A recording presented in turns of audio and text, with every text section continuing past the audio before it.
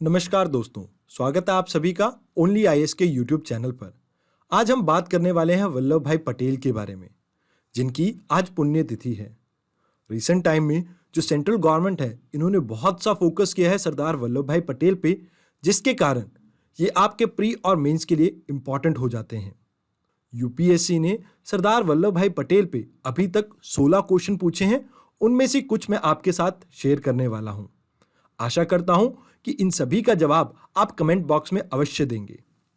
पहला क्वेश्चन है, in the individual satyagraha Vinoba Bhave was chosen as the first satyagrahi, who was the second one? इसका answer आप comment box में mention कर सकते हैं। Who of the following founded the Ahmedabad textile labour association? इसका भी उत्तर आप कमेंट बॉक्स में अवश्य से मेंशन करें। तीसरा क्वेश्चन है, who among the following were official Congress negotiator with Cripps mission? अब यहां से आपको यह अंदाजा तो लग गया होगा कि यह टॉपिक आपके यूपीएससी के लिए कितना इंपॉर्टेंट हो सकता है। आगे बढ़ने से पहले मैं आपके साथ एक इंपॉर्टेंट इंफॉर्मेशन शेयर करना चाहता हूं। देखिए, जो भी बच्चे 2022 के प्रीलिम्स और मेंस के लिए तैयारी कर रहे हैं, ये उनके लिए आखिरी मौका हो सकता है अपने जड़ों को और अच्छे से मजबूत करने के लिए। हमारा प्रारंभ 4 बैच लॉन्च होने वाला है 20 दिसंबर 2021 को।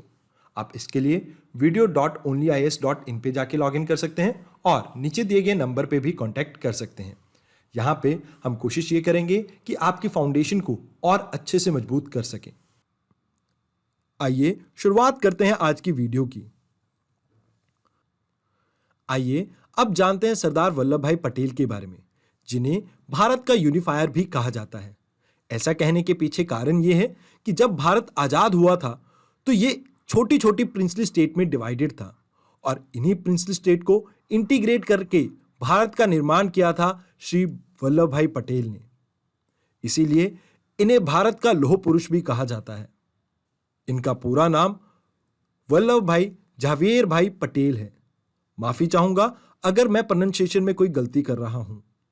इसके अलावा इन्हें सरदार पटेल नाम से भी जाना जाता है। इनका जन्म 31 अक्टूबर 1875 में गुजरात के शहर नादियाड में हुआ था और इन्होंने अपनी अंतिम सांस महाराष्ट्र के शहर बॉम्बे में ली थी, जहां पर इनकी मृत्यु 15 दिसंबर 1950 को हुई थी। आजादी के बाद शुरुआती समय में न केवल ये भारत के डेप्यूटी प्राइम मिनिस्टर रहे हैं, उसके अलावा इन्होंने कई इंपॉर्टेंट पोर्टफोलियो भी संभाले हैं, जैसे होम अफेयर, इंफॉर्मेशन मिनिस्ट्री और मिनिस्ट्री ऑफ स्टेट। आइए अब जानते हैं सरदार वल्लभ भाई पटेल के शुरुआती दिनों के बारे में। वैसे तो इन्होंने ज्यादातर स्टडी अपने आप ही करी है, लेकिन प्राइमरी स्कूल इन्होंने कमसाद से लिया है और हाई स्कूल पेटलैट से लिया है। उसके अलावा इन्होंने डिस्ट्रिक्ट प्लीडर का एग्जाम क्लियर करके अपनी लॉ की प्रैक्टिस स्टार्ट कर दी थी। 1900 में इन्होंने अपने खुद का एक ऑफिस, जहां से 2 साल बाद ये बरसौत चले गए थे। इनकी शादी 16 साल की आयु में हो गई थी और इन्होंने 1908 में अपनी पत्नी को खो दिया था। अगर बात की जाए इनकी फैमिली की, तो ये एक बहुत ही रिच फैमिली से बिलोंग करते थे, जो कि लेवा पट्टीदार कास्ट से बिलोंग करती है। माफी चाहूंगा अगर इसकी भी प्रोनाउंसिएशन में कोई गलती हो। आइए अब बात करते हैं इनकी लीगल स्टडीज के बारे में। देखिए, 1910 में सरदार वल्लभ भाई पटेल जी लंदन चले जाते हैं अपनी आगे की पढ़ाई के लिए, जहां पे ये मिडिल टेम्पल कॉलेज में पढ़ते हैं। उसके बाद फरवरी 1913 में ये वापस भारत आते हैं और भारत आके ये अहमदाबाद बार एसोसिएशन को ज्वाइन करते हैं, जहां पे लगभग 4 साल तक ये क्रिमिनल लॉ बैरिस्टर के तौर पे काम करते हैं। इसके बाद 1917 में इनकी भेंट होती है महात्मा गांधी जी से और इसके बाद इनका जीवन पूरी तरह से बदल जाता है। इनका महात्मा गांधी जी पे पूर्णतः विश्वास था, जिसके कारण ये महात्मा गांधी जी के सत्याग्रह प्रिंसिपल को भी फॉलो करते थे। अब बात की जाए नॉन वायलेंस पॉलिसी की, तो इनका मानना यह था कि जो नॉन वायलेंस पॉलिसी है वो हर जगह उपयोगी नहीं हो सकती, लेकिन गांधी जी इससे इत्तेफाक नहीं रखते थे। पटेल जी का यह मानने के पीछे कारण यह था कि जो उस समय की भारत की पॉलिटिकल, इकोनॉमिक और सोशल कंडीशन थी, उस लिहाज में नॉन वायलेंस पॉलिसी कहीं ना कहीं कारगर नहीं होगी। उसके अलावा गांधी जी से मिलने के बाद इनके जीवन में बहुत सा बदलाव आया, जो ना केवल इनके रहने सहने के तौर तरीकों में दिखता था, अपितु इनके कपड़े पहनने और खाने के तौर तरीकों में भी दिखता था। आइए अब बात करते हैं इनकी पॉलिटिकल फिलॉसफी के बारे में। मैं आपको यहां पे यह बताना चाहूंगा कि ये रेवोल्यूशनरी नहीं थे। इनका मानना यह था कि जो चेंजेस होते हैं वो धीरे धीरे होनी चाहिए। इसके उदाहरण के तौर पे मैं आपके साथ एक वाकया शेयर करता हूं।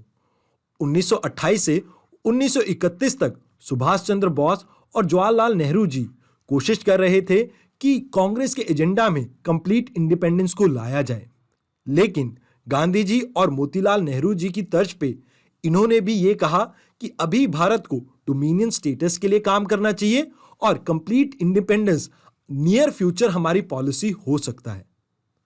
उसके अलावा जवाहरलाल नेहरू जी आर्म रेवोल्यूशन के खिलाफ थे, लेकिन पटेल जी का यह मानना था कि मोरल ग्राउंड पे तो वो इसे नकारते नहीं हैं, लेकिन प्रैक्टिकल ग्राउंड पे कहीं ना कहीं वो इसका समर्थन नहीं करेंगे।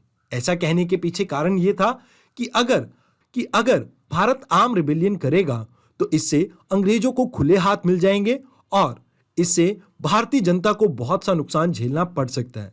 गांधी जी की तरह ही पटेल जी भी समर्थन करते थे भारत का ब्रिटिश कॉमनवेल्थ का पार्ट बनने के लिए।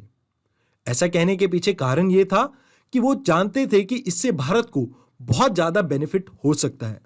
उसके अलावा यहां पे ये एक शर्त रखते हैं कि अगर भारत को इक्वल मेंबर बनाया जाता है तो ही भारत को ब्रिटिश कॉमनवेल्थ को ज्वाइन करना चाहिए। इन सब के अलावा सरदार पटेल जी का मानना यह था कि भारत को आत्मनिर्भर बनने की जरूरत है और आजादी के लिए हिंदू मुस्लिम यूनिटी एक प्री रिक्विजिट नहीं है। ये समय के साथ फिर भी अचीव करी जा सकती है। इन सब के अलावा अगर बात की जाए सोशो और इकोनॉमिक चेंजेस के बारे में क्या विचारधारा थी, तो यहां पे मैं ये कहना चाहूंगा कि वो सोशलिस्ट आइडियाज को फॉलो नहीं करते थे। आइए अब जानते हैं इनके पॉलिटिकल करियर के बारे में। 1917 से 1924 तक ये भारत के पहले म्युनिसिपल कमिश्नर बने, वो भी अहमदाबाद शहर के। उसके बाद ये 1924 से 1928 तक इन्हें इलेक्ट किया गया म्युनिसिपल प्रेसिडेंट। इसी दौरान 1918 में एक बॉम्बे गवर्नमेंट का डिसीजन आता है जहां पे किसानों को यह कहा जाता है कि उनकी क्रॉप फेलियर के बावजूद उन्हें लैंड रेवेन्यू भरना पड़ेगा, और इसके खिलाफ सरदार वल्लभ भाई पटेल एक मास कैंपेन स्टार्ट करते हैं जहां पर ये किसानों की और पीजेंट्स की डिमांड को गवर्नमेंट के सामने रखते हैं। अगर बात की जाए 1928 के बरदौली सत्याग्रह से इनको एक अलग पहचान मिली, जहां पे इन्होंने जो टैक्स रेवेन्यू इंक्रीज किया था ब्रिटिश गवर्नमेंट ने, उसके खिलाफ संघर्ष किया और इसी के बाद इन्हें सरदार टाइटल से नवाजा गया वहां के लोगों द्वारा। अब बात करते हैं 1929 की, जहां पे लाहौर में कांग्रेस का एक सेशन होने वाला था। इसके लिए पहले प्रेसिडेंट नॉमिनेट किए गए श्री महात्मा गांधी जी। उन्होंने प्रेसिडेंसी लेने से इनकार कर दिया क्योंकि उनका मानना यह था कि अभी देश कंप्लीट इंडिपेंडेंस के लिए तैयार नहीं है, और इसी चीज को प्रिवेंट करने के लिए उन्होंने प्रेसिडेंसी लेने से मना कर दिया। इसके बाद सेकंड चॉइस थी आपके सरदार वल्लभ भाई पटेल, लेकिन गांधी जी के प्रेशर के कारण सरदार वल्लभ भाई पटेल ने भी प्रेसिडेंसी लेने से मना कर दिया और अल्टीमेटली ये प्रेसिडेंसी जाती है जवाहरलाल नेहरू जी के पास। उसके अलावा 1930 में इन्होंने सॉल्ट सत्याग्रह में बढ़ चढ़कर पार्टिसिपेट किया, जिसकी वजह से इन्हें 3 महीने तक का कठोर कारावास झेलना पड़ा। 1931 में ये कांग्रेस सेशन के प्रेसिडेंट बनते हैं, जो कि कराची में हुआ था। अब यहां पे आपको कमेंट बॉक्स में लिखना है कि कराची सेशन के बारे में आप क्या कुछ जानते हैं। 1932 में इन्हें कारावास में डाल दिया गया और जिसके बाद 1934 में इन्हें रिलीज किया गया।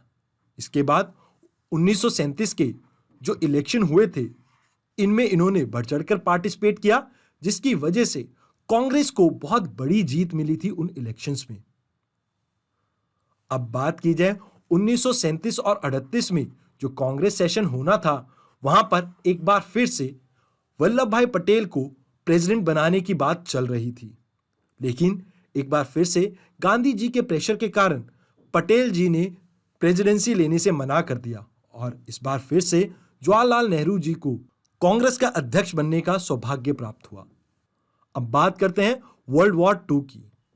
अब यहां पे गांधी जी और इनके बीच में कुछ विचारिक मतभेद थे। इनका मानना यहां पे यह था कि गांधी जी का जो नॉन वायलेंस प्रिंसिपल है यह अभी कारगर नहीं है, क्योंकि जापान कभी भी भारत पे इन्वेड कर सकता है। उसके अलावा 1947 में भी गांधी जी और इनमें विचारिक मतभेद देखने को मिलता है, जहां पे ये कहते हैं कि भारत और पाकिस्तान बनना इनएविटेबल है और इसके लिए हमें तैयार रहना चाहिए। अब अगर बात की जाए 1945 से 1946 की, तो यहां पे मैं आपको यह बताना चाहूंगा कि उस समय की जो कांग्रेस कमेटी थी उसके 15 मेंबर्स में से 12 ये चाहते थे कि सरदार वल्लभ भाई पटेल भारत के प्रधानमंत्री बने, लेकिन किन्हीं कारणवश उन्हें यह सौभाग्य प्राप्त नहीं हुआ और आगे चलकर आप ये देखेंगे कि जवाहरलाल नेहरू जी भारत के प्रथम प्रधानमंत्री बनते हैं। आइए अब बात करते हैं पोस्ट इंडिपेंडेंस क्या रोल रहा वल्लभ भाई पटेल का। देखिए, बात की जाए कॉन्स्टिट्यूशन की फ्रेमिंग की, तो यहां पे मैं आपको यह बताना चाहूंगा जो फंडामेंटल राइट्स हैं, खासकर जो मिनॉरिटी को राइट मिले हैं फंडामेंटल राइट्स में, इनके लिए वल्लभ भाई पटेल जी ने बहुत महत्वपूर्ण भूमिका निभाई है। इसके अलावा इन्होंने सिंगल हैंडेडली एक इंपॉर्टेंट भूमिका निभाई है प्रिंसली स्टेट को भारत से जोड़ने के लिए। उसके अलावा बात की जाए आजादी के बाद ये सभी ऑल इंडिया सर्विसेज को बंद करने की बात की जा रही थी, लेकिन सरदार वल्लभ भाई Patel in all India services की अहमियत जानते थे। इन सर्विसेज को बचाने में एक इंपॉर्टेंट रोल प्ले किया था वल्लभ भाई पटेल जी ने। इन सब के अलावा यहां पे मैं आपके साथ कुछ इंपॉर्टेंट कोट शेयर करना चाहता हूं जो आप रेलेवेंट टॉपिक में शेयर कर सकते हैं जब भी आपको एग्जाम में पूछा जाए। Religion is a matter between man and his maker, मतलब कहीं ना कहीं ये भारत में सेकुलरिज्म का एक नया अध्याय लिखने की बात कर रहे हैं, जहां पे ये कह रहे हैं कि स्टेट को रिलीजन में इंटरफेयर करने की जरूरत नहीं है, ये एक मनुष्य का और उसके परमात्मा के बीच का कार्य है। उसके अलावा बात की जाए इक्वालिटी की, तो यहां पे ये कहते हैं today we must remove the distinction between high and low, rich and poor, caste और क्रीड। ये कोट आप यूज कर सकते हैं इक्वालिटी टॉपिक में। उसके अलावा एक और कोट है जो आप इक्वालिटी टॉपिक के लिए यूज कर सकते हैं, caste the community will rapid disappear, we have to speedily forget all these things, such boundaries hamper our growth. तो कहीं ना कहीं वल्लभ भाई पटेल देश के लिए एक बहुत बड़े नेता थे। अब यहां पे मैं अपने लेक्चर को एक सरदार वल्लभ भाई पटेल जी के कोट से खत्म करना चाहूंगा। वो कहते हैं, इस मिट्टी में कुछ अनूठा है जो कई बाधाओं के बावजूद हमेशा महान आत्माओं का निवास रहा है, और उनमें से ही एक महान आत्मा है हमारे सरदार वल्लभ भाई पटेल। तो आज के लेक्चर के लिए इतना ही। धन्यवाद।